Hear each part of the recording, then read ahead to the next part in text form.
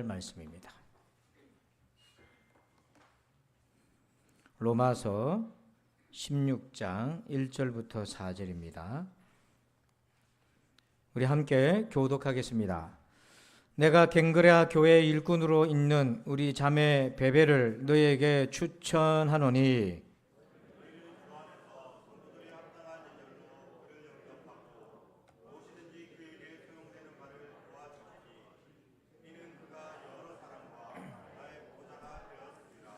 너희는 그리스도 예수 안에서 나의 동력자들인 브리스가와 아굴라에게 문안하라. 내 목숨을 위하여 자기들의 목까지도 내놓았나니 나뿐 아니라 이방인의 모든 교회도 그들에게 감사하느니라. 아멘. 할렐루야. 자, 오늘 2023년 마음 트렌드 오늘 두 번째 시간 제목을 한번 읽어볼까요? 시작. 자, 이게 무슨 뜻일까요? 자, 여러분 케이크를 보면 장식을 할 때에 과일들을 올려놓잖아요. 체리가 있어요. 근데 케이크를 먹기는 부담스럽고 먹고는 쉽고 그래서 뭐만 탁 집어서 먹어요? 그러면 어떻습니까? 굉장히 얄미워지잖아요. 같이 먹고 싶은데 누가 와가지고 체리만 싹 집어가니까 그러는 사람을 체리 피커 이게 팍 뽑아가는 거죠. 이게 뜻이 뭐냐면은 실속을 챙기는 거예요. 자기 실속을 챙긴다 이런 뜻입니다. 불황이 오면 경기가 어려우면은 사람들이 어떻게 하냐면 실속을 챙겨요. 그래서 뭔가 물건을 사더라도 이왕이면 많은 돈 안 쓰고 또 이득은 많이 보고 이런 마음이 생겨요. 코로나나 또 러시아 우크라이나 전쟁 때문에 세계 경제가 어렵고 금리도 오르고 물가도 많이 올랐습니다.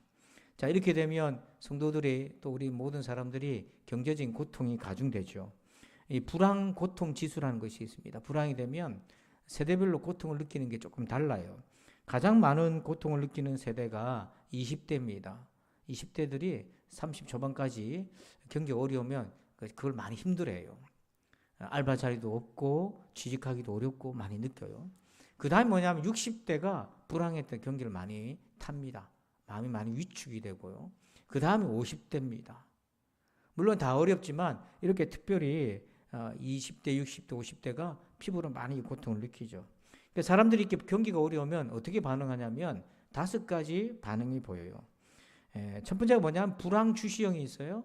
이런 사람들은 나름대로 좀 고소득층 혹은 40대 이런 사람들 어느 정도 살림이 괜찮은 사람들은 조금씩 조정을 하고 불황 동조형입니다. 남들이 막 불황에 이렇게 행동하면 따라가는 거죠. 그 다음에 불황 복종형이 있어요. 생존을 위해서는 뭐라도 포기할 수 있어요. 주로 남자분들, 자영업자분들, 조금 생활이 어려운 분들은 과감하게 다 포기를 해버리는 경우가 있어요. 생존을 위해서. 하지만 미혼자나 또 고소득층이나 20대나 이런 분들은 불황에서 조금 이렇게 덜 타는 그런 경향도 보입니다. 여러분들은 좀 어떻습니까? 우리 성도들은 이 불황의 5가지 범주에 어떤 것이 더 가깝습니까? 그래서 케이크의 체리 그게 뭘 의미하나? 거기에 깔려있는 마음의 트렌드가 뭔가? 우리 기독교인들한테 그 어떻게 다가오는가? 기독교인들이요 불황이 오면 어떤 마음을 갖게 되나? 그게 바로 헌신을 최소화하는 헌신의 손절의 현상이 나타나요. 여러분 원래 헌신이라는 뜻이 뭡니까? 몸과 마음을 바쳐서 힘을 다하는 거잖아요. 우리 하나님을 사랑할 때 어떻게 사랑하라고 주님 말씀하십니까? 마음과 힘과 뜻과 정성을 다해라고 되어 있잖아요. 그 한마디로 말하면 그게 헌신이거든요. 신앙생활은 헌신하는 거죠. 그런데 삶이 어려우면 그 헌신을 서서히 손절합니다. 근데 더 나아가서 어떻게 생각하냐면 그게 똑똑한 신앙생활이다. 지혜로운 신앙생활이다. 이렇게까지 생각하는 사람들이 많이 늘어나요. 굳이 그럴 필요가 뭐 있나. 그래서 제가 이제 주변에 또 연구해보고 주변에 실제로 제가 물어보고 탐문해 보면 우리 교회도 그런 경향이 뭐 없지는 않습니다만은 코로나19 때부터 시작되면서 많은 사람들이 보이지 않는 거죠. 그것 때문에 조심스럽기도 하지만 또 여러 가지 어려움 때문에 그거를 계기로 삼아서 손절하는 경우도 있습니다. 자, 여러분들은 지금 마음에 하나님을 사랑하는 신앙생활에 어떻습니까? 헌신을 그런 마음이 충만합니까? 아니면 나도 모르게 이 경기나 여러 가지 여건 때문에 손절하고 있는 그런 상태입니까? 기독교의 영성은 헌신입니다. 어떤 상황에서도 하나님을 사랑하는 헌신이에요. 자, 우리가 이 믿음을 어떻게 우리가 지키기가 있는가? 케이크 위에 체리만 폭 뽑아먹는 유혹을 뿌리치고 얄미운 신앙생활이 아니라 정말 하나님을 사모하는 그런 신앙으로 어떻게 꾸준하게 헌신할 수 있겠나? 세 가지 우리 메시지를 봅시다. 첫 번째는요, 1번 제목을 봅니다. 시작. 헌신의 가치를 생각해 보라. 자, 우리 로마서 16장 1절과 2절을 찬찬히 읽어봅니다. 내가 갱그레아 교회의 일꾼으로 있는 우리 자매 베베를 너희에게 추천하노니 너희는 주 안에서 성도들의 합당한 예절로 그를 영접하고 무엇이든지 그에게 소용되는 바를 도와줄지니 이는 그가 여러 사람과 나의 보호자가 되었음이라. 아멘. 자, 로마서는 가장 신약 성경에서도 위대한 책 중에 하나인데 거기서 바울이 마지막 장에서 베베라고 하는 여자 집사님을 성도들에게 소개하고 그 베베라는 분이 너희들에게 가면 극진하게 영접하고 잘 대해주라, 존중해주라 합니다. 왜 그렇습니까? 이 베베는요, 갱그레아라는 곳은 작은 항구 마을입니다. 그래서 바울이 고린도 지역으로 성도를 가든지 이런 여정을 행할 때 거기를 들를 때에 그 갱그레아 교회에 소속되어 있었던 베베라는 집사님이 바울을 많이 도와줬어요. 그래서 2절 끝에 보면은 그가 여러 사람과 나의 보호자가 되었다. 이런 보호자는 표현을 아무 데나 쓸 수 없잖아요. 그러니까 바울의 삶과 여러 가지 여건들을 거의 책임자다시피 후원자가 되어주었고, 그리고 바울이 얼마나 신뢰했는지 로마로 보낼 편지도 베베라고 하는 여자 집사님 손에 들려서 편지도 보내기도 하고 그랬습니다. 그래서 여러분, 유럽과 아시아에 복음이 전해질 때 이게 그냥 지내진 게 아니라 바울의 개인의 헌신만이 아니라 바울이 헌신을 가능하도록 또 다른 누군가가 그를 도와줬다는 거죠. 그래서 하나님의 나라는요, 철저하게 헌신으로 이루어져요. 만약에 오늘날 이런 헌신이 없었더라면 저와 여러분이 어떻게 복음을 들을 수 있었겠습니까? 정글에서 아마존에서 선교하시는 선교사님에게는 꼭 필요한 물품이 하나 있는데요. 바로 무전기입니다. 전화도 안 되고 통신시설도 안 되기 때문에 특수 무전기가 필요해요. 그래서 그 무전기 가격이 우리 돈으로 한 700만 원 정도 됩니다. 고가입니다. 그러니까 선교사님들이 그 정도를 살 만한 행편이 안 되는 경우가 참 많거든요. 그래서 이 선교사님도 이것이 없으면 정글에 들어가가 연락도 안 되고 살았는지 죽었는지 뭐가 필요한지 바깥에 연락을 보내야 되는데 통신 수단이 없어요. 그래서 편지를 보냅니다. 자기 지인들한테. 지인들한테 이런 사정을 편지를 보냈는데 답장이 온 사람이 한 사람이 있었는데 한국에 있는 미국 사람한테, 미국 친구한테 답장이 왔어요. 그래서 그 친구가 뭐라고 답장이 왔냐면, 내가 당신의 기도 제목을 읽었는데 나는 지금 그만한 돈이 없어요. 그런데 왜 자꾸 내 마음에 당신한테 무전기를 사줘야 되겠다는 마음이 자꾸 드는지 몰라요. 내도 돈이 없으니까 그분도 선교사였던 모양이에요. 그래서 내가 미국에 있는 가족과 교회들에게 나도 편지를 보낼 테니 같이 기도합시다 하고 답장이 그렇게 왔어요. 그러니까 여러분, 편지가 오고 가는데 시간이 많이 걸리잖아요. 그러고 있는데 신문에 호주 쪽이 가깝기 때문에 호주 이제 있다가 정글에 들어가고 이렇게 하기 때문에 신문에 무슨 광고가 나오냐면 정글에서 선교하다가 이제 본국으로 돌아가는 미국 선교사님이 있었는데 그 무전기가 중고를 내놓으신 거예요. 그게 우리 돈 300만 원을 내놓은 겁니다. 그러니까 700만 원 주고 살 거를 300만 원에 살 수 있잖아요. 그래서 여러분 생각에 그걸 그냥 내놓으시나 주시 이렇게 생각할 텐데 선교사님도 그걸 해가지고 또 다른 선교를 해야 되니까 당근 마인드를 갖고 있으면 안 돼요, 여러분. 그래서 일단 전화로 예약을 한 거예요. 너무 필요하니까 돈은 없고 어떡하지 고민하고 있는데 이제 갑자기 선교 본부에서 연락이 왔어요. 선교사님 앞으로 돈이 왔어요. 이렇게 돼 있어요. 그래서 보니까 누군가 봤더니 자기한테 편지 보냈던 미국 그 선교사한테 편지가 왔어요. 편지와 함께 이제 돈이 왔는데 보니까 금액이 미국에서 붙인 건데요. 금액이 얼마냐면 딱 300만 원이 온 거예요. 그래서 그 무전기를 기쁨으로 샀어요. 그걸 가지고 정글에 들어가서 원주민들의 복음 전하고 필요한 상황, 응급적인 상황이 있으면 응급 헬리콥터 가서 환자를 실어 나르기도 해야 되거든요. 그렇게 쓰임받으면서 지금도 감사함으로 선교하고 있어요. 여러분, 하나님의 나라는요, 헌신이 아니면 이루어질 수가 없어요. 여러분, 부산진교회가 50년 역사 이상으로 여기까지 존재할 수 있었던 것은 수많은 성도들의 헌신이 있었던 거예요. 그 헌신의 가치를 여러분 생각해 보세요. 그게 없으면 앞으로 돌아갈 수가 없어요. 앞으로도 뻗어갈 수가 없어요. 그래서 하나님의 나라는 철저하게 헌신의 가치를 통해 이루어지는 것입니다. 두 번째는 이번 제목을 봅니다. 시작. 헌신의 출발은 구원의 은혜. 자, 3절과 4절을 같이 또 읽어봅시다. 시작. 너희는 그리스도 예수 안에서 나의 동력자들인 브리스가와 아굴라에게 문안하라. 그들은 내 목숨을 위하여 자기들의 목까지도 내놓았나니 나뿐 아니라 이방인의 모든 교회도 그들에게 감사하느니라. 아멘. 자, 첫 번째는 베베를 소개했고, 두 번째는 바울이 브리스가와 아굴라 이 두 사람의 부부입니다. 이 부부를 소개하면서 존경해야 된다. 이 사람들은 정말 귀하게 여겨야 된다. 왜냐하면 4절을 보니까 그들은 내 목숨을 위하여 자기들의 목까지도 내놨다. 이렇게 얘기해요. 여러분, 우리가 헌신할 때 지갑을 여는 것도 참 어려워요. 쉽지 않아요. 그런데 목숨까지도 내놓는다? 이거요. 어떻게 그렇게 할 수 있어요? 이런 헌신이.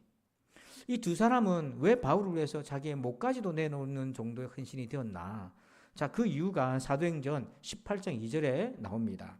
아굴라라 하는 본도에서 난 유대인 한 사람을 만나니 글라우디오가 모든 유대인을 명하여 로마에서 떠나라 한 거로 그가 그 아내 브리스길라와 함께 이달리아로부터 새로 온지라 바울이 그들에게 가매. 자, 바울과 브리스가와 아굴라가 만나는 그 계기를 보여주는데, 그 당시 로마 황제 글라우디오 황제가 유대인과 그리스도인들을 로마에서 추방시켜 버렸어요. 복음이 전해지니까 로마의 체제가 흔들리니까 황제가 유대인과 크리스찬들을 쫓아버렸어요. 그러면서 유대인들의 재산을 강탈하고 다 쫓아버렸어요. 그때 쫓겨난 부부 중에 브리스가 아굴라가 있었는데 이 사람들이 크리스천으로 간주가 됩니다. 근데 2절 끝에 보니까 이 사람들이 이탈리아에서부터 왔는데 바울이 그들을 찾아가서 만나요.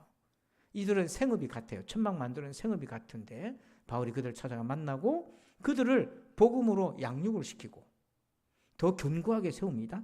근데 여러분, 고린도전서에 보면 아볼로라는 사람이 나와요. 성경 선생 아볼로. 그런데 이 아볼로를 누가 양육시켰냐면 이 브리스가와 아굴라라고 하는 이 두 사람이 어느 날 아볼로가 복음을 전하는데 물세례만 알고 성령 세례를 제대로 모르고 그러고 있는 거예요. 그걸 듣고는 그를 불러가지고 브리스가와 아굴라가 이 아볼로라는 사람을 양육을 시켜서 이 사람이 고린도 교회를 세우는 또 인물이 됩니다. 그러니까 바울을 통해 브리스가와 아굴라, 이 두 사람을 통해 아볼로, 이렇게 복음의 선한 영향력이 펼쳐져요. 그래서 이 브리스가와 아굴라가 바울을 위해 목숨까지 내놓을 수 있었던 이유가 뭡니까? 그 이유는 딱 한 가지입니다. 구원의 은혜 때문이에요. 여러분, 헌신은요 체면으로 하는 게 아닙니다.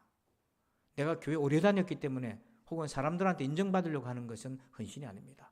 헌신은 뭐냐면 하나님께로부터 받은 사랑이 너무 커서 그저 있을 수가 없는 거예요. 그래서 신학자인 위더스푼이라는 분이 이렇게 얘기합니다. 모든 거듭난 마음에는 분명 개인적이고 이기적인 유익과는 관련이 없는 의무감이 있다. 그 의무감이 뭡니까? 하나님에 대한 은혜의 빛을 갚는 헌신인 거죠. 그거 한다고 내가 이득이 되고 내가 돈이 생기고 그런 거 아무것도 없어요. 그렇지만 그렇게밖에 할 수밖에 없는 내 마음에 열정과 강렬한 소망이 생겨요. 왜 그렇습니까? 구원의 은혜를 받았기 때문에 그 은혜가 나를 가만히 있게 못하는 거예요. 십자가를 지고 손해보는 것 같고 내가 욕을 먹는 길이지만 그 길을 가게 만드는 힘이 뭐냐면 하나님의 사랑이에요. 그래서 여러분, 마태복음 13장 44절 같이 읽어봅시다. 시작. 천국은 마치 밭에 감추인 보화와 같으니 사람이 이를 발견한 후 숨겨두고 기뻐하며 돌아가서 자기의 소유를 다 팔아 그 밭을 사느니라. 아멘. 자, 여기 보면 천국은 비유를 듭니다. 마치 밭에 감추인 뭐와 같아요? 보화다. 보화가 지금 어떤 상태라는 거죠? 밭에 감춰져 있어요. 그러면 자기는 봤어요. 그리고 못 본 사람이 있어요. 못 본 사람은 그냥 평범한 밭입니다. 세상 사람도 우리 교회 갈 때, 우리가 교회가 예배 드릴 때 그냥 아이고 하고 이렇게 지나갈 수 있어요. 왜냐하면 그들은 밭에 감춰져 있는 보화를 몰라요. 예수님을 못 보는 거예요. 근데 우리는 감춰져 있는 예수님을 봤지 않습니까? 그게 진짜 보화라는 거를. 자, 그런데 그 감춰진 보화이신 예수님을 얻기 위해서 뭘 해야 된다고 되어 있어요? 자기의 소유를 뭐해서 다 팔아서 그 밭을 사야 된다. 이것을 재산 정리하란 말이 아닙니다. 이건 뭐냐면 헌신을 해야 된다는 거예요. 신앙생활은 시간 남는 것으로 하는 게 아닙니다. 물론 예배는 주일에 한 번 드릴 수 있어요. 그런데 우리의 마음은 뜻과 힘과 정성과 힘을 다해서 하는 게 신앙생활입니다. 정말 안타까운 게 뭐냐면 신앙의 연수는 20년, 30년이 지나도 여전히 남는 여분의 힘으로 신앙생활하는 사람들이 한국교회에 너무 많은 거예요. 근데 신앙생활은요, 전심전력으로 다 하는 거예요. 그게 온전한 헌신이었고, 그래서 이 생업이 같았던 브리스가와 아굴라, 이 바울이 서로 이렇게 생업은 같았지만 목적이 달랐어요. 왜냐하면 이 사람들은 생업을 했지만 그저 먹고 살기 위해서 그걸 한 것이 아니라 이 일을 통해서 하나님의 나라에 헌신하기 위해서 일을 한 거죠. 여러분, 우리 그리스도인들은요, 일하는 목적 가치가 달라요. 세상 사람들은 어떻게 왜 일합니까? 자식 잘 먹이고 잘 공부시키고 가족들을 부유하게 살고 형편 좋게 살게 하고, 근데 노후 걱정 안 하고, 그게 목적이잖아요. 그래서 조금 더 나아가면 자아를 이루는 거죠. 꿈을 이루어서 자아 실현을 하는 겁니다. 그래서 자기 자존감 높이는 거예요. 그 이상도 그 이하도 없어요. 그러다가 조금 힘이 남으면 남도 좀 도와주고, 그 정도 차원이에요. 근데 우리는 뭡니까? 열심히 일하는 목적이 뭐예요? 열심히 공부하는 목적이 뭐예요? 그렇게 해서 내가 하나님의 나라를 섬길 수 있는 축복의 통로요, 복음의 통로가 되는 이 비전을 가지고 있는 거예요. 우리는 차원이 다른 겁니다. 그래서 여러분들이 비전을 놓쳤다 하면 이 비전을 붙드셔야 돼요. 왜 일하십니까? 무엇 때문에 일하십니까? 세상 사람들처럼 가족을 위해서, 내 자아를 위해서가 아니라 여러분, 하나님의 나라를 위해서 이 일을 통해 주의 나라를 세워가시기를 축원합니다. 이게 우리 크리스찬들의 비전인 거죠. 그래서 요한복음 4장 34절에 예수님이 그것을 분명히 얘기하셨어요. 예수께서 이르시되 나의 양식은 나를 보내신 이의 뜻을 행하며 그의 일을 온전히 이루는 이것이니라. 예수님에게 양식이 있다는 것입니다. 그게 뭐냐면 나를 보내신 이의 뜻, 이게 뭐죠? 하나님의 나라를 이루는 것입니다. 여러분, 양식은 밥을 안 먹으면 배고프잖아요. 오늘 아침에 안 드시고 오신 분들이 있을 거예요. 막 시장기가 돌 겁니다. 12시 넘어서까지 예배 안 마치면 막 배가 고플 거예요. 어떤 분들은 시계를 자꾸 보는 분이 있어요. 목사님 빨리 맞춰주세요. 배고파요. 그래요. 맞아요. 우리가 시장하면 음식이 먹고 싶은 게 막 생각이 나요. 신방을 갔더니 몸이 아프신 분은 막 이게 금식을 하다 보니까 이게 먹고 싶어요. 얘기하기도 하고. 이런 게 막 올라요. 왜냐하면 생명의 본능이 올라옵니다. 그런데 예수님의 본능은 육신의 양식도 물론 있지만은 뭐라고 되어 있냐면 나의 양식은 나를 보내신 이의 뜻을 이루는 것이다. 여러분, 우리에게는요, 예수님의 양식이 우리에게도 필요한 거예요. 왜냐하면 영적 생명이 있기 때문에 이 양식을 줄이는 거죠. 그래서 헨리 스쿠걸이라는 분이 인간의 영혼 안에 있는 하나님의 생명이라는 책에서 이런 얘기를 해요. 우리가 마치 음식을 향해 느끼는 갈망처럼 하나님의 뜻을 행하는 것이 새로운 식욕이 된 것이고, 이것이 바로 거듭난 생명의 모습이다, 이렇게 얘기해요. 그래서 중생한 신자는 하나님의 뜻을 이루고자 하는 그 열망들이 막 올라와요. 영적 식욕이 오는 거죠. 그래서 헌신하는 거예요. 그래서 지금 헌신을 잘하고 있는 성도 여러분, 이 말씀으로 자기를 진단해서 내가 여기에 바탕에서 헌신하고 있는지 재점검하시고, 그게 아니라면 다시 이 말씀 붙드시고, 또 헌신에 대한 아직 시작을 못하고 있고 주저하고 있는 분이 있다면 이 말씀을 잘 생각하면서 내가 하나님의 구원의 은혜를 받았는데 내가 어떻게 이대로 살아갈 수 있나, 자기 자신을 이렇게 다독거려 보는 시간이 되길 바랍니다. 자, 마지막 세 번째입니다. 3번째 읽어볼까요? 시작. 작은 것부터 시작하라. 한 번 더 시작. 작은 것부터 시작하라. 헌신은요, 작은 것부터 시작하시면 됩니다. 헌신에는 두 가지 요소가 있어요. 하나는 결단이 있고요, 또 하나는 전념이 있어요. 결단은 뭐냐면 내가 오늘부터 주를 위해 살겠습니다. 작은 것 하나라도 시작하겠습니다. 이게 결단이잖아요. 전념은 뭐냐면 그 결단을 내일도 모레도 지속적으로 계속해 가는 것, 이것이 전념입니다. 학생이 공부하겠다 결심을 했어요. 내일 안 하면 그건 헌신이 아닌 거죠. 결심하고 내일부터 계속해 나갑니다. 그걸 전념한다. 요즘 공부에 전념한다, 몰두한다, 이런 거예요. 신자의 생활은 이 결단과, 그래서 예배는 결단이 있고, 그리고 그것에 전념하는, 지속하는, 이 결단을 내일도 하고 내일도 하면서 계속 그 일을 해 나가는 건데, 세상 사람들이 열심히 일하는 것은 보상을 받기 위한 목적이 있어요. 연말 보너스가 있든지, 직급이 올라가든지, 인센티브를 받든지, 수당을 많이 받든지, 그리고 자기 능력, 자존심을 세운다든지, 이런 보상 체계가 있죠. 근데 우리에게서 열심히 헌신할 때 우리의 보상은 뭡니까? 우리의 보상은요, 다른 게 아니라 예수 그리스도로 충만해지는 거예요. 하나님을 얻는 것입니다. 이 보상으로 헌신하셔야 돼요. 내가 만약에 열심히 헌신하는데 이런 보상 말고 다른 보상에 더 무게를 둔다면 그것은 잘못된 겁니다. 그렇게 되면 헌신의 빛을 잃어버려요. 그래서 내가 이렇게 열심히 하면서 내가 얻는 것은 뭐냐면 예수로 충만한 거예요. 여러분, 우리가 오늘 찬양 예수로 충만하여 찬양 불렀는데, 예수로 충만하면 참 놀라운 능력이 있어요. 어렵고 힘들고 무겁고 그리스도인들도 똑같이 인생의 고통을 느끼는데 예수님의 은혜로 충만하면 놀랍게도요, 생각이 바뀌어요. 부정적인 생각에서 하나님 말씀으로 생각이 틀어지면서 감당할 수 있는 힘과 능력이 생겨요. 이게 영적인 신비입니다. 그러니까 이 세상 살면서 모든 것은 전도서에 나오잖아요. 바람을 잡는 헛된 것과 같다. 내가 열심히 수고해 모아놨지만 내가 누리지 못하고 내 뒤에 누가 어떤 자식이 누구한테 돌아갈지 알 수도 없는 것이다. 그런데 헛되지 않은 것 딱 한 가지가 있는데 뭐냐면 하나님 한 분이십니다. 여러분 하나님 붙드시길 바랍니다. 그래서 이 헌신은요, 사회심리학에 이런 전략이 있어요. 문간에 발 들여놓기 전략이 있어요. 여러분들도 한 번씩 당해봤잖아요. 써보기도 했지 않습니까? 여러분이 어디 가가지고 주차를 했는데 정말 주차할 자리가 없어서 겨우 남의 집 앞에 주차를 했어요. 그러면 가게 주인이 뭐 빨리 이 차 여기 주차하면 안 돼요. 그럴 때 여러분 뭐라고 얘기합니까? 5분이면 됩니다. 그리고 볼 일은 몇 분 보죠? 25분, 35분. 그게 문간에 발 들여놓기 전략이에요. 왔어요. 늦게 왔어요. 그러면 주인이 뭐라 합니까? 아유, 뭐라 할 수도 없어요. 허락을 했으니.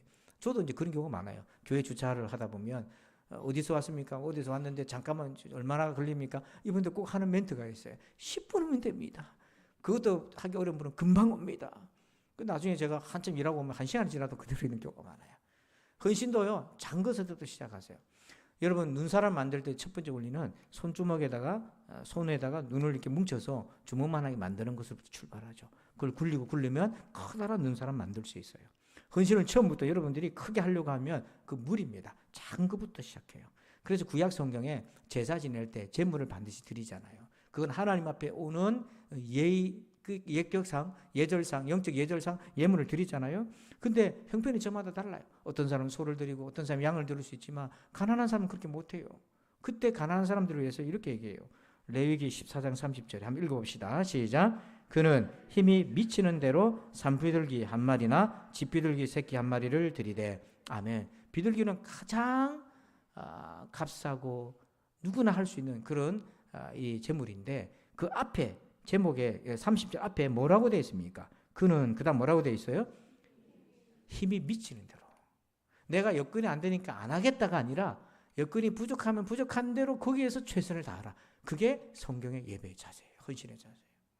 우린 거꾸로 돌아가요. 불경기가 오면 거꾸로 돌아가요. 어려운 것을 형편을 빌미를 삼아서 안 하는 쪽으로 자꾸 가는데, 여러분 하나님을 사랑할 때는요, 어떤 형편에 놓여 있든지 할 수 있는 최선을 다해서 하는 것입니다. 제가 헌신을 이렇게 조금씩 배워갔을 때가 이제 고등학교 때 교회를 본격적으로 다녔단 말입니다. 주일학교 때는 잠깐 다니다가 휴학했다가 복학을 이제 고등학교 때 했어요. 근데 이제 교회를 다니면 예배 시간마다 헌금 시간이 있잖아요. 그러면 어린 나이에 그게 참 부담이 돼요. 남들은 다 내게 있는 모든 것을 아낌없이 드리니 하는데 저는 드리지 못하니까, 정확하게 말하면 돈이 없는 게 아니라 헌금을 할 줄 몰랐어요. 그 마음이 참 부담스러워요. 그 시간이 제일 힘들었어요. 아마 여러분 중에 그런 시간이 힘드신 분들 있을 거예요. 그래서 어느 날 아무도 저한테 가르쳐준 사람이 없었어요. 조그만 개척교회니까 성경 공부를 시키는 것도 아니고. 그래서 이게 좀 물어봤어요. 집사님, 봉투가 11조 뭡니까? 이렇게 물었어요. 아무도 안 가르쳐주니까. 그 집사님이 이렇게 얘기를 해줘요. 저한테, 혜명아, 네가 복은 누가 주시는 거야? 그러게. 하나님요. 그때 믿음이 50%밖에 없었어요. 예, 진짜로 고백이 안 됐어요. 그런데 잘 모르겠는데 그러면 예의가 안 되잖아요. 그래서 하나님요 하고 끝에 이제 내려갔어요. 그러면 하나님이 네한테 복 주시겠다면 네가 그 복에 받은 것에 대해서 어떻노? 그래. 고맙지요. 그리고 어떻게 표현하노? 글쎄요. 그게 11조다 이렇게 얘기하시는 거예요. 그래서 제가 그렇구나. 그럼 감사금은 뭡니까? 그렇게 물어보니까 네가 한 주간 살다가 하나님의 은혜나 기도 응답받은 거 있거나 감사한 일이 있을 수 있지. 예. 그거를 너는 어떻게 하노? 일기라도 적나? 지나면 잊어버리잖아. 그 하나님의 은혜라고 생각하고 감사하는데 돈의 액수는 중요한, 헌금의 액수는 중요한 게 아니야. 그걸 기억하고 하나님께 은혜를 돌린다는 거야. 그렇습니까? 그래서 집에 돌아갔어요. 그때부터 고민이 되는 거예요. 이거 어떻게 하지?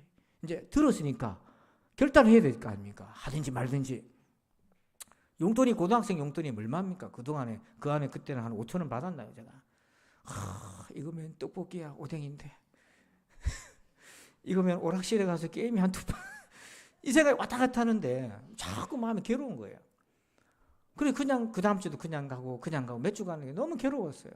이제 내가 왜 게으른가? 너무 게으르니까 교회 가지 말까 막 그냥 막 그 생각도 들고 그랬는데 내가 신앙생활을 하는데 이래서 되겠나? 예전에 우리 할머니가 절에 다닐 때는 쌀도 들고 가던데 내가 하나님 믿는다면서 그래서 결단을 하자. 결단의 중요성을 그때 알았다니까. 결단해야 돼.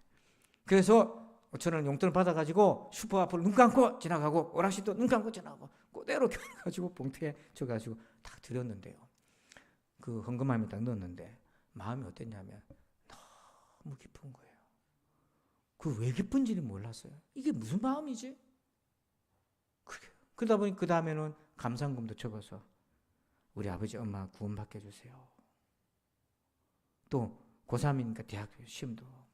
그러고 있는데 집사님 한 분이 저를 딱 불러요. 그러더니 혜명아, 이 성경학교 여러분 성경학 같다고 하는데 네가 고3인 줄 알지만 보조교사 좀 해라 그러더라고. 보조교사가 뭐 하는 겁니까? 그랬어요. 뭘 보조하면 됩니까? 그냥 나오면 된다 그랬어요. 그래가지고 몇 시까지 나오면 됩니까? 일요일 9시까지 나오면 된다. 학생들이 잠이 얼마나 많습니까, 여러분? 중고등학생 청년들 여러분 자녀들 분들은 아침에 일어납니까? 못 일어나요. 그런데 9시니까 맨날 지각해서 9시 반에 가고 10시 가고 그러니까 맨날 집사님 눈치가 보여 미안한 거예요. 이거 그만둘까? 근데 하겠다는 했으니까 그만둔다 표현을 못하고 보조교사 뭐 하는 간식 챙기고 애들 놀아주고 뭐 이렇게 하는데 그리고 또 열심히 했단 말입니다. 그게 어느 날 또 집사님 불러서 혜명아 네 성가대 좀 해라 그래. 예?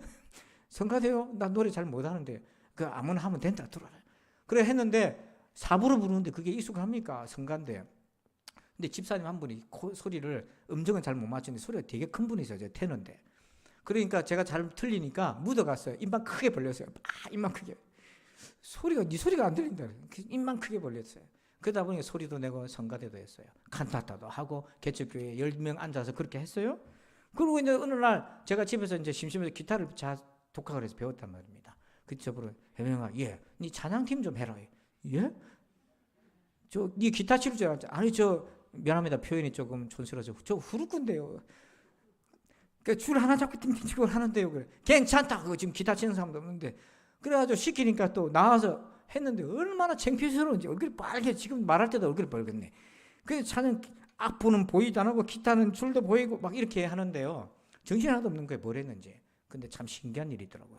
그렇게 하다 보니까 실력이 느는데 성경학교 하는데 제가 이제 기타 치면 찬양인들 하는데 악보를 보고 초보자는 코드를 또 봐야 되고 악보도 보니까 얼마나 부산스럽습니까? 근데 어느 날 제 눈앞에 악보가 보이는 거예요. 잘 이해가 안 되십니까? 악보는 밑에 있는데 눈앞에 악보가 보이더라니까요. 이게 어느 순간 외워진 거예요. 그리고 하나님 보여주셔가지고 악보 없이 그냥 그때부터 막 치게 된 거예요. 그러면서 그게 인연이 돼가지고 대학 들어가가지고 불세례라고 찬양팀 리더까지 하고 정말 촌스럽죠. 불세례 이름들. 하여튼 그래가지고 결국은 그래가지고 목사 됐잖아요. 그러니까 여러분 듣고 또 은혜를 받아야지 저렇게 하면 목사 되구나 나 안 해야지 그런 생각하지 말고 그게 뭡니까? 작은 것으로. 제가 왜 했냐면 하나님 사랑하고 내 은혜를 받았는데 내가 그냥 있을 수 없는데 뭐라도 하긴 해야 되는데 집에서 얼마나 제가 야단을 맞았는지 고3이 내가 네 어딜 그리 돌아다니나. 여러분 이때요 그 초대교회 성도들이 헌신할 때 그냥 헌신한 게 아니고 그들에게 믿음이 있었어요. 빌립보서 4장 19절 한번 읽어봅니다. 시작. 나의 하나님이 그리스도 예수 안에서 영광 가운데 그 풍성한 대로 너희 모든 쓸 것을 채우시리라. 아멘. 우리 빨간 글씨만 읽어봅시다. 시작. 나의 하나님이 너의 모든 쓸 것을 채우시리라. 아멘. 사업하시는 분들은 또 쪼달리시는 분들이 제일 좋아하는 말씀이에요. 이 말씀 붙들고 막 기도합니다. 물질로 채워달라고. 근데 이 말씀의 오리지널 맥락은 뭐냐면 바울이 예루살렘에 있는 유대인들이 너무 어려웠어요. 그래서 바울이 개척한 교회에다가 편지를 보내고 도움을 청했어요. 우리 가난한 신자들이 너무 많으니까 좀 돕자. 그래가지고 빌립보 교회뿐만 아니라 마케도냐 분들로 이분들이 다 헌금을 모아서 바울에게 준 겁니다. 근데 이분들도 넉넉한 게 아니에요. 왜냐하면 디아스포라 흩어진 유대인이니까 서러움받고 사업이나 제대로 합니까? 차별도 당하는데요. 그들도 없는 형편에 모아서 보냈는데 바울에게는 어떤 믿음이 있었냐면 나의 하나님이 너희 모든 쓸 것을 채운다. 여기서 쓸 것이 뭐냐면 바로 하나님의 복음의 통로가 되는데 필요한 것들 얘기한 거예요. 그래서 바울도 이런 간증이 있었고 성도들도 이런 간증을 경험하기를 원하고 그래서 하나님의 나라를 계산해서 세워가는 것이 아니라 믿음으로 세워가는 원리가 바로 여기에 있는 거예요. 제가 언젠가 한번 드린 적이 있는데요. 이 헌신은 물질적인 것만 있는 게 아닙니다. 몸도 얼마나 소중하지, 달란트도 얼마나 소중한지요. 제가 주일 오후에 지금은 우리 부목사님한테 맡겨놨지만 찬양인도 열심히 하다가 나중에 목이 가버렸어요. 그러니까 목이 잠깐 한동안 쉬었어요. 그러다 보니까 설교고 뭐 지장이 있다 보니까 조금 자제하고 있는데, 찬양팀들이 예를 들어서 구성이 돼서 한다면 얼마나 큰 도움이 되는지 몰라요. 찬양대가 이렇게 가사까지 띄워서 하니까 더 은혜가 배가가 되고 너무 좋아요. 여러분 안내보는 헌금위원들, 기도 담당자 다 이런 헌신, 식당 봉사 모든 게 헌신인데요. 이런 헌신이 다 복합적으로 되어 있어요. 루마니아가 공산화되어 있을 때 그때는요 기독교가 금지되었어요. 그때 성경을 밀수하던 목사님이 있었어요. 루마니아 목사님. 근데 이분이 국경에 가지고 성경을 받아서 자기 차를 가지고 루마니아에 있는 자기 집으로 가서 이렇게 성도들에게, 신자들에게 성경을 몰래 배포하는데, 이 사진을 잠깐 주목해 보세요. 근데 이 발각이 되면 무기징역이나 처형당합니다. 지금 북한처럼 딱 그랬어요. 근데 이제 목사님이 국경에서 성경을 받아서 자기 차에다 숨겨가지고 오는데, 집에 가는 데까지 검문소만 11개예요. 그냥 얼굴 보고 주민등록 보고 검문하는 게 아니잖아요. 차 뒤져볼 거 아닙니까? 꼼꼼한 사람들 만나면 트렁크 열어보라 할 거 아닙니까? 첫 번째를 통과하는 너무 마음이 겁이 나고 쫄이고 애 같아서 기도하면서 겨우 첫 번째는 통과했어요. 앞으로 몇 개가 남았습니까? 10개가 남았어요. 어떻게 갑니까? 이 목사님이 너무 스트레스 받아가지고 차를 세우고 도저히 운전이 안 돼가지고 저 길가로 걸어 나가는데 호수가 하나 있더래요. 그거 쳐다보면 울었어요. 하나님, 나 도저히 앞으로 10개를 넘어갈 자신이 없어요. 너무 스트레스 되고 긴장이 돼가지고. 발각이 되면 죽든지 갇히든지 하니까. 그게 하나님이 시편 23편 말씀을 떠올려 주더래요. 그래서 울면서 기도하고 위로를 받고 다시 차로 터벅터벅 걸어오는데, 갑자기 어디서 군인, 공산당 이제 군인 장교 한 사람이 나타났어요. 겁이 나잖아요. 그때 이분이 볼일 보러 가다가 이 차를 보고 나 좀 태워달라고. 근데 자기는 그 장교를 태우면 차 안에 물건도 있고 이렇게 확인해 보면 들증이 날 수도 있는데 안 하고 싶은데 할 수가 없잖아요. 태워달라면 태워줘야지. 그래서 이해하고 앞자리에 태웠습니다. 태워서 두 번째 검문소를 딱 가는데 어떤 일이 벌어졌어요? 차 안에 누가 앉아 있습니까? 장교가 앉아 있는데 검문 사병이 어떻게 합니까? 총을 들고 하고 통과. 세 번째도 통과. 네 번째도 통과. 10번째도 통과. 11번째도 통과. 하면은 나중에 나오시나. 얼마나 그 안에서 마음을 졸였든지. 그때서야 하나님이 자기 기도에 갑자기 장교가 어디서 나타났어요? 저 벌판에서. 뭐라고 하셨는데? 자기는 하나님의 천사다 생각하고, 장교는 11번째 근무소 지나가지고 내려가고, 자기는 집으로 가고. 이렇게 복음이 공산당이 뿌려져 있는 그 흑암의 땅이 흘러져 가고, 지금도 북한과 중국의 성경이 그렇게 밀수되고 있잖아요. 이러한 목숨 건 헌신이 있었기 때문에 오늘 우리가 예수 믿을 수 있는 것입니다. 여러분, 불황의 시대는요, 사람들이 다 위축이 되니까 마음의 트렌드가 오늘 두 번째가 뭐냐면 케이크 위에 체리 같은 마음이에요. 케이크는 먹기는 부담스럽고 먹고는 싶으니까 체리만 다 빼가지고 먹는 거죠.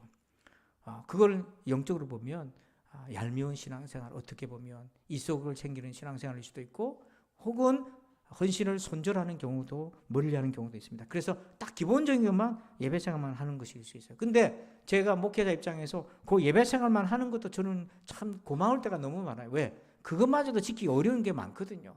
그런데 그럼에도 불구하고 한 가지 더 아쉬운 거는 영적인 욕심이죠. 하나님이 우리를 어떻게 사랑하셨어요? 하나님은요, 아들을 주셨다고 되어 있는데 아들을 주신 게 아니에요. 자기를 주신 겁니다. 우리는 하나님을 받은 거예요. 그러면 나는 어떻게 하나님을 사랑해야 될까? 그 사랑에 어느 정도 부응해야 될까? 그래서 기독교의 신앙은요, 헌신의 신앙이에요. 어떻게 이 믿음 지킵니까? 세 가지 기억하세요. 첫 번째, 헌신의 가치를 생각해라. 얼마나 존귀한지. 그 가치에 여러분 참여해 보세요. 두 번째, 헌신의 이유는 오직 구원의 은혜이다. 이것이 출발이오다. 목적이고. 세 번째, 작은 것에서부터 시작하자. 여러분, 작은 것에서부터 출발하시기 바랍니다. 그 작은 게 뭐냐면 옆에 있는 분한테 스마일하고 웃어주는 겁니다. 한번 샬롬 샬롬 샬롬 인사합시다. 시작. 샬롬 샬롬 샬롬. 앞뒤로도 인사합시다. 샬롬 샬롬 샬롬 인사합시다. 예, 중삼층도 인사 좀 웬만하면 조말할 때 좀 하시길 바랍니다. 여러분 저도 그래요. 여러분들이 저하고 얼굴 볼 때도 수심이 꽉 차면 저는 일주일 동안 고민해요. 여러분 눈 얼굴 볼 때까지. 그 작은 것부터 출발합시다. 기도합니다. 하나님, 케이크의 체리만 이렇게 다 뽑아서 이속을 챙길 수밖에 없는 어려운 시절을 살아가고 있나이다. 하지만 기독교 신앙은 우리에게 전부를 주신 하나님께 마음과 뜻과 힘과 정성을 다하여 사랑하는 헌신인 것을 다시 붙듭니다. 이 세대를 본받지 말고 하나님 말씀에 따라서 헌신하며 살게 도와 주시옵소서. 감사하며 예수님의 이름으로 기도합니다. 아멘. 우리가 일어나서 이제 비전과 사명 선언과 비전을 낭독하고 찬양을 드릴 텐데 우리 집사님 예수로 사네 그거를 이제 준비해 주세요. 1장 대신에. 자, 우리 자리에서 한번 일어나십시다. 자리에서 일어나셔서 사명 그리고 비전을 같이 한번, 제가 부산진 사명 선언문 그러면 여러분들이 크게 한번 같이 합독합니다. 부산진 사명 선언문. 이게 우리 존재 목적이라는 거예요. 자, 2023년 주제 마음을 깨끗하게. 아멘. 우리 앞뒤 좌우로 서로 축복합시다. 축복합니다. 축복합니다. 우리 두 손 들어 찬양합시다. 예수로 사네 그 힘으로 서네 예수와 가네 그의 길로 걷네 그 안에서 보네 그 영광을 보네 예수로 예수의 삶을 결단하며 찬송합시다. 예수로 사네 그 힘으로 서네 예수와 가네 그의 길로 걷네 그 안에서 보네 그 영광을 보네 예수로 예수의 우리 마지막 한 번 더 결단하며 찬송합니다. 예수로 사네 그 힘으로 서네 예수와 가네 그의 길로 걷네 그 안에서 보네 그 영광을 보네 예수로 예수의 삶으로 사네. 이제는 우리 구주 예수 그리스도의 나와 하나님 아버지의 그 크고도 놀라우신 사랑하심과 성령님의 감화감동 교통의 충만하심의 역사하심이 세태를 본받지 아니하고 나를 위해 전부를 주신 그 하나님 앞에 헌신하며 살아가기를 소망하는 우리 모든 성도들, 그들의 가정과 일터와 자녀 손들 위에 이제부터 영원토록 함께 계실지어다. 아멘.